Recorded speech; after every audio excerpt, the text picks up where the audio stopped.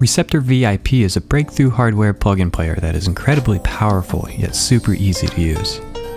The Receptor VIP can be controlled using the buttons, control knobs, and 2-line LCD located on the front panel.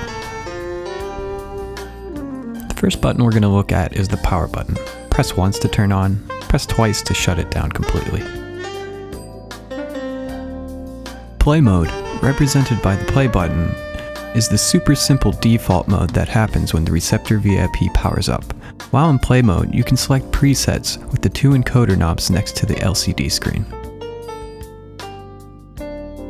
You can select and load individual preset instruments by pushing the synth button. Similarly, you can do the same with effect.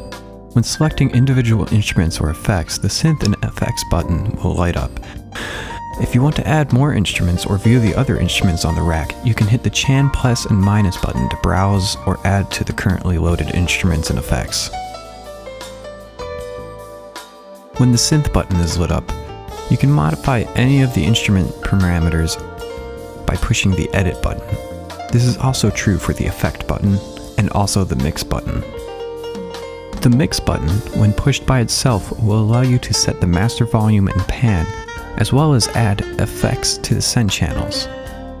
As I said earlier, hitting the mix and then the edit button will allow you to change any parameter on one of the send's effects channels. One of the most important buttons on the front panel is the setup button. This will take you to the setup page of your VIP receptor. In setup, you can go to support tools, which can be used to diagnose your receptor. Also, you can set up the network mode, view your processing power, how much RAM is taken up, and set other important parameters that your receptor relies on. On the bottom right of the front panel, there is a USB port.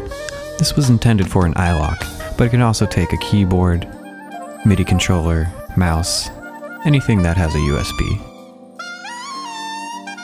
On the left side of the front panel, you have 2 inputs, A and B. These are combination XLR 1/4 inch inputs. To the right of the inputs, you have their volume control and phantom power if necessary. Last, but most importantly, we have the main volume control. This controls the outputs on the back of the receptor, and also the output for the headphones.